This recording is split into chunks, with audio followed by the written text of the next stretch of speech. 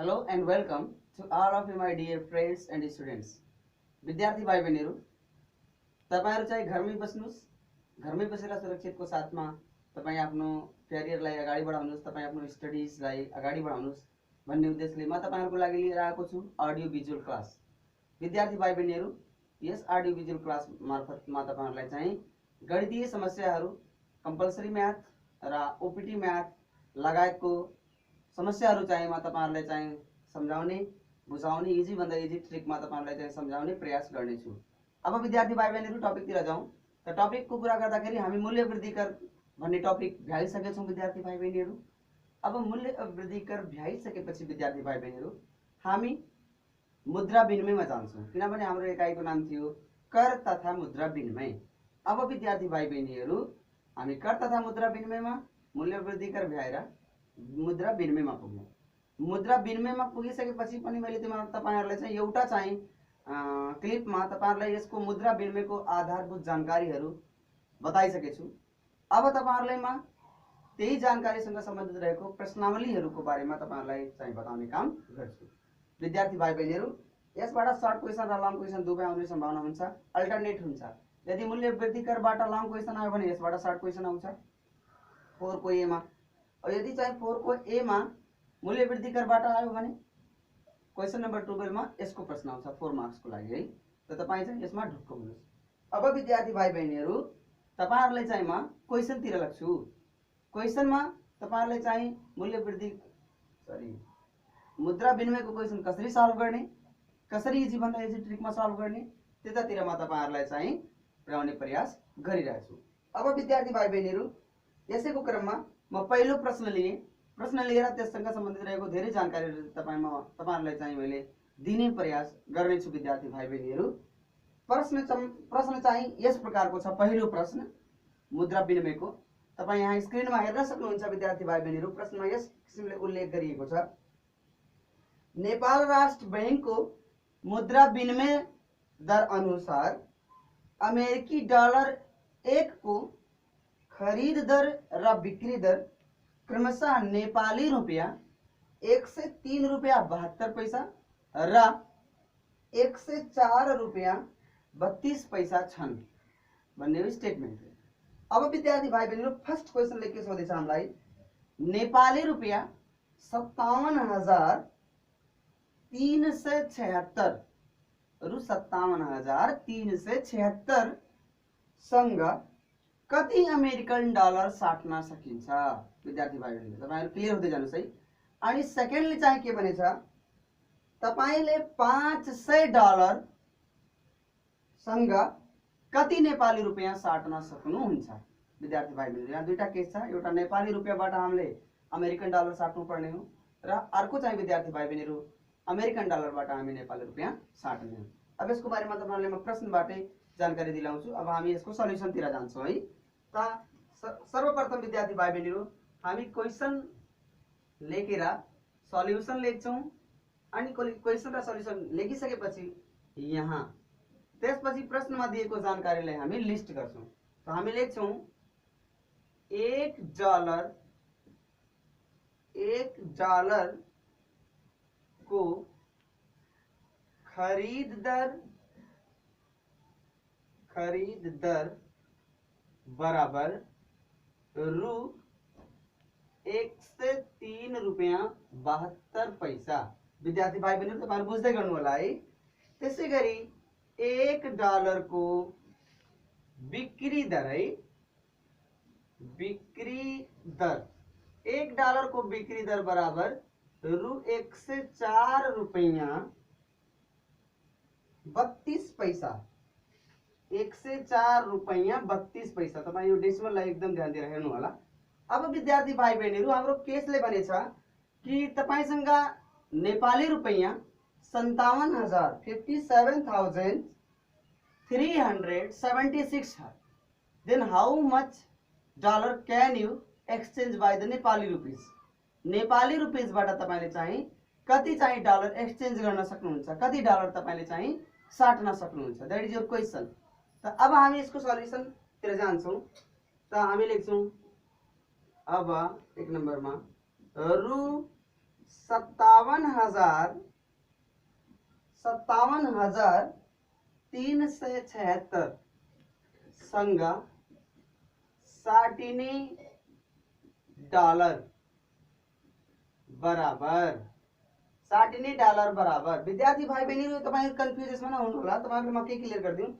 जब हामी नेपाली रुपैयाँ लिएर जान्छौं सटही केन्द्रमा वा एक्सचेन्ज गर्ने जुन चाहिँ शप हुन्छ त्यहाँ जब हामी पुग्छौं विद्यार्थी भाइ बहिनीहरु, जब हामी नेपाली रुपैयाँ दिएर अमेरिकन डलर किन्छौं यानी कि त्यति बेला सटही केन्द्रले चाहिँ त्यो अमेरिकन डलरलाई के गरिरहेछ ल भन्नुस् त तपाई।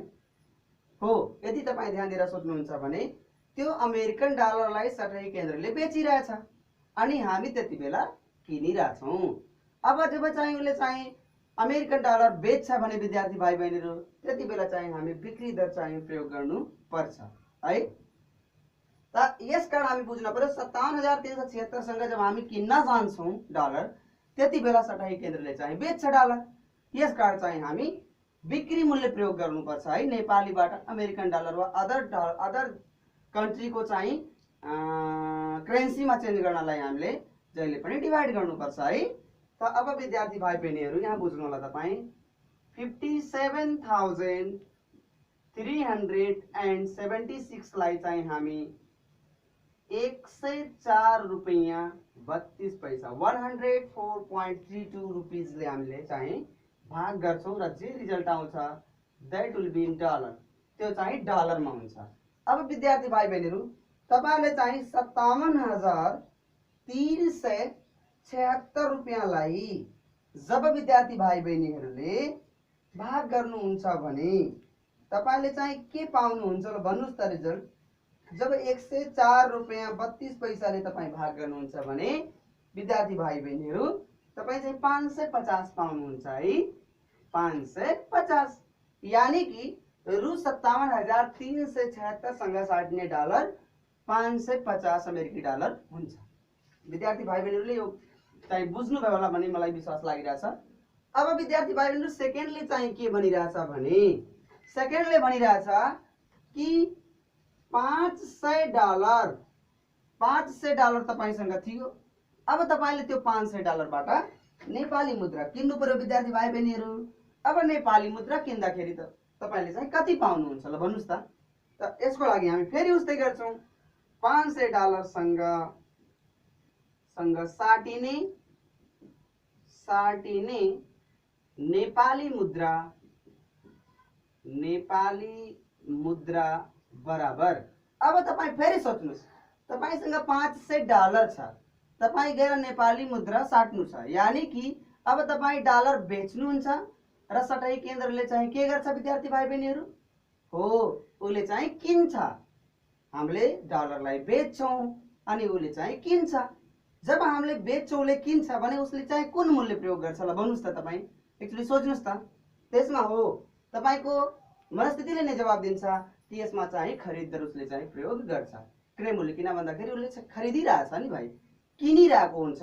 त्यसले गर्दाखेरि हामी के बुझौं, यसको लागि हामी क्रय मूल्य प्रयोग गर्छौं विद्यार्थी भाइ बहिनीहरु। अनि डलरबाट नेपाली मुद्रामा चेन्ज गर्नको लागि हामी मल्टिप्लाई गर्नुपर्छ है। त अब विद्यार्थी भाइ बहिनीहरु हामी यहाँ 500 तपाई यहाँ हेर्न सक्नुहुन्छ 500 इन्टु 103 रुपैयाँ 72 पैसाले हामी मल्टिप्लाई गर्छौं। जे आउँछ त्यो चाहिँ नेपाली करेन्सी हुन्छ, नेपाली मुद्रा हुन्छ। अब मल्टिप्लाई गरौँ त 500 इन्टु 103.72 मल्टिप्लाई गर्दाखेरि विद्यार्थी भाइ बहिनीहरु 51,860 हुन गयो है। यो पनि तपाईको आन्सर हुन गयो। यसरी तपाईले चाहिँ इजी प्रोसेसमा खरिद दर र बिक्री दरसँग सम्बन्धित रहेको प्रश्नलाई विद्यार्थी भाइ बहिनीहरुले चाहिँ सल्भ गर्न सक्नुहुन्छ है। अब विद्यार्थी भाइ बहिनीहरु यसको क्रममा तपाईहरुलाई चाहिँ मैले यसैसँग सम्बन्धित रहेको चाहिँ मैले होमवर्क दिन्छु है। ओके विद्यार्थी भाइ बहिनीहरु तपाई चाहिँ यहाँ स्क्रिनमा दुईटा होमवर्क यससँग सम्बन्धित रहेको हुबहु यसैसँग सम्बन्धित रहेको प्रश्न चाहिँ तपाई चाहिँ यहाँ स्क्रिनमा हेर्न सक्नुहुन्छ विद्यार्थी भाइ बहिनीहरु। तपाईहरु चाहिँ यो होमवर्कहरु गर्नु होला है। अनि कस्तो चाहिँ तपाईहरुले बुझ्नु भयो कमेन्ट बक्समा कमेन्ट राख्नु होला। अब विद्यार्थी भाइ बहिनीहरु यसैको क्रममा म तपाईहरुले चाहिँ अर्को प्रश्न बुझाएँ है। त अर्को प्रश्न यस प्रकारको छ विद्यार्थी भाइ बहिनीहरू। प्रश्न चाहिँ स्क्रिनमा यहाँ तपाईँ हेर्न सक्नुहुन्छ है। प्रश्न मैले पढेँ, एउटा मुद्रा सतही केन्द्रमा 1 पाउन्ड स्टर्लिङको खरिद दर र विक्रय दर क्रमशः रु 132.50 र रु 133.80 छन्। सो सतही केन्द्रले 6000 पाउन्ड स्टर्लिङ किनेर बेच्दा कति नेपाली रुपैयाँ फाइदा हुन्छ? विद्यार्थी भाइ बहिनीहरू तपाईहरु ध्यान दिएर सुन्नुस् है। प्रश्नले चाहिँ के भनिरहेछ कि कुनै सतही केन्द्रको चाहिँ विनिमय दर दिएछ विद्यार्थी भाइ बहिनीहरू, विनिमय दर।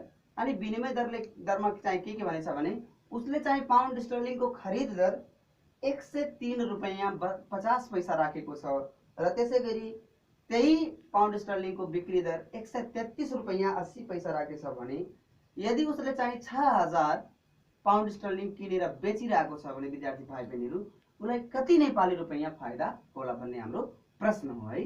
अब विद्यार्थी भाइ बहिनीहरू हामी यस प्रश्नको समाधानतिर लाग्यौं है। त सबैभन्दा पहिले हामी सल्युसन लेख्यौं। यो दोस्रो प्रश्न रहेछ विद्यार्थी भाइ बहिनीहरू आजको लागि यस क्लिपमा हामी यहाँ लेख्छौं, त्यसपछि लेख्छौं विनिमय दर है, विनिमय दर, विनिमय दर। अनि त्यसपछि लेख्छौं हामी पाउन्ड स्टर्लिङको सिम्बल हो विद्यार्थी भाइ बहिनीहरू। पाउन्ड स्टर्लिङको सिम्बल तपाईले चाहिँ यसरी बनाउनु होला, यो अलिकति यस्तो हुन्छ है। अब 1 पाउन्ड स्टर्लिङको खरिद दर, खरिद दर 1 पाउन्ड स्टर्लिङको खरिद दर रु 132.50, 132.50। त्यसैगरी विद्यार्थी भाइ बहिनीहरू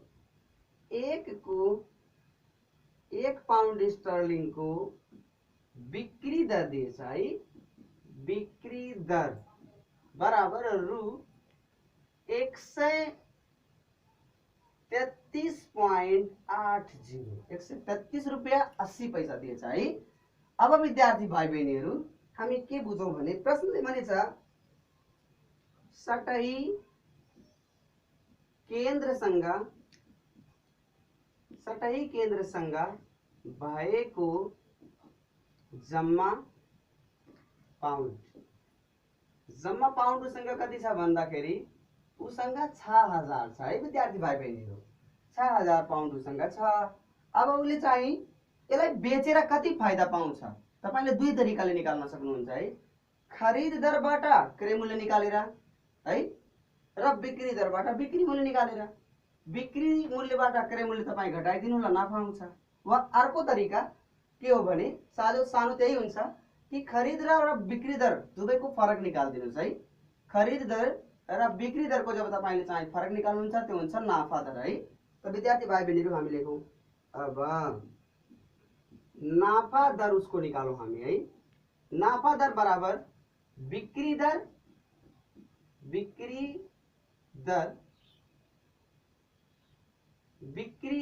दर माइनस खरिद दर। विद्यार्थी भाइ बहिनीहरू यो चाहिँ निकालिसकेपछि तपाईलाई एकदम सिम्पल भइहाल्छ है। अब बिक्री दर के रहेछ भन्दाखेरि रु 133 रुपैयाँ 80 पैसा है।